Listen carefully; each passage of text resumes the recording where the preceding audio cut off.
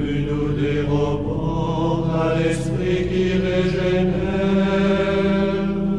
Le Seigneur est vraiment ressuscité.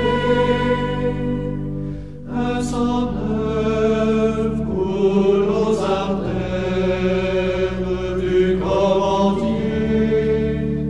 La nuit du temps se change en lumière. L'homme éternellement, il est vivant. Bonjour frères et sœurs en Jésus. Nous sommes arrivés en ce 15 juin au 15e dimanche du temps ordinaire. Dimanche passé, nous avons médité avec le prophète Amos la difficulté qu'a le prophète à être reçu chez lui. Et Jésus lui-même le disait que le prophète n'est pas reconnu chez lui dans sa propre patrie. Ce dimanche, nous continuons notre pèlerinage avec le Christ.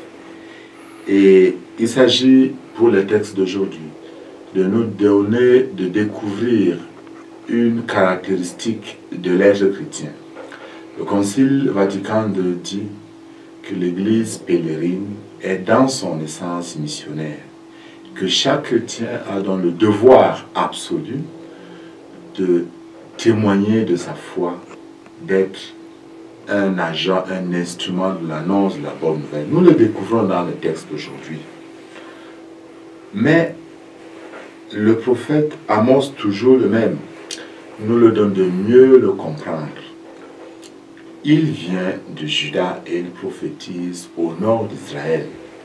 Mais le prêtre du temple, qui a le rôle officiel, n'a pas d'accord avec la manière de prophétiser d'Amos, qui met le peuple en garde. Faites attention, si vous ne gardez pas les commandements de Dieu, si vous rompez l'alliance, vous serez punis, Israël sera amené en exil. Alors il demande au prophète de quitter le temple du roi.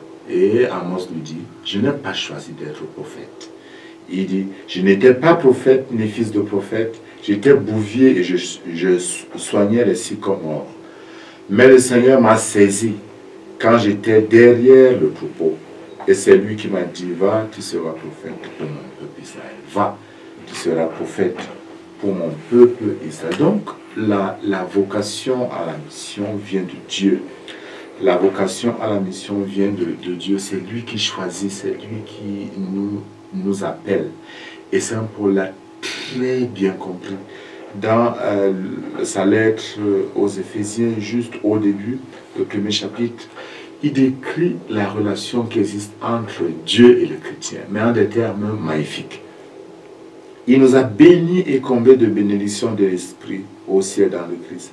Il nous a choisis dans le Christ.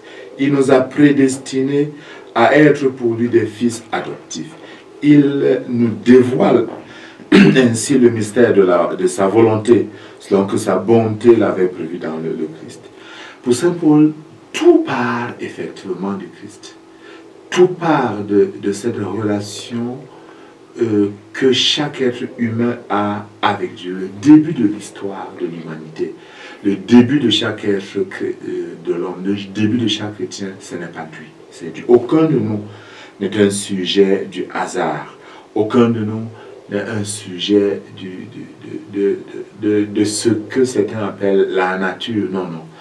Nous sommes connus personnellement par Dieu, comme le dit d'ailleurs le prophète Isaïe au chapitre 43. Il dit, Israël, Israël, je te connais, je t'ai appelé par ton nom. Pour moi, tu vaux cher, tu vaux de l'or. Tel est le cas de chacun d'entre nous.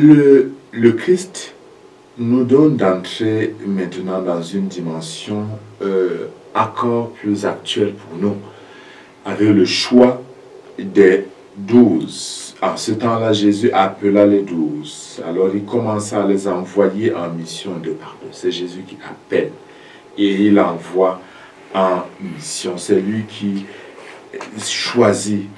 Et il y a des conditions quand même pour être missionnaire. La première condition, c'est cette donation totale. Nul n'est disciple s'il n'a donné son tout. Oui, au cœur de l'être chrétien, de l'être vrai disciple, il y a l'acte du don total à la suite du Christ, qui, ayant aimé les siens, les aima jusqu'au bout. Aimer, c'est tout donner et se donner sans cesse. Et dans la mission, il y a cette exigence qui est décrite ici en des termes simples, d'aimer qui doivent être purs et vides. Jésus dit, ne prenez ni or, ni argent, ni deuil tunique. Et ça signifie aussi bien évidemment courage et foi en la providence.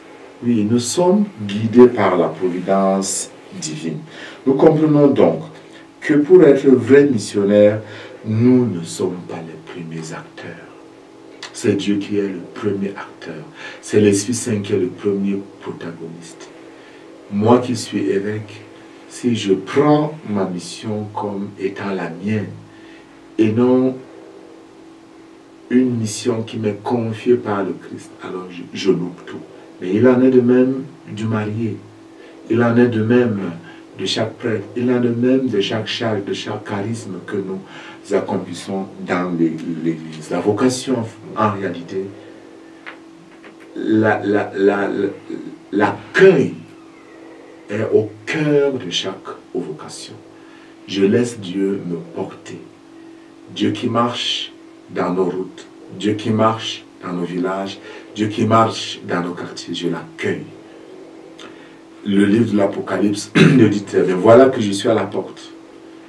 Et je tords celui qui ouvre, alors je dînerai avec lui. C'est ça la vocation. Nous ne choisissons pas, mais nous accueillons le choix de Dieu. Prions en ce dimanche que tous, appelés par Dieu, connus par Dieu, bénis par Dieu, nous puissions avoir la grâce de répondre oui et de nous laisser aimer par Dieu, porter par Dieu et qui nous envoie annoncer à toute la terre la bonne nouvelle et que nous soyons les vrais instruments de l'annonce de cette bonne nouvelle et que Dieu dans son amour vous bénisse en ce dimanche au nom du Père et du Fils et du Saint-Esprit. Amen.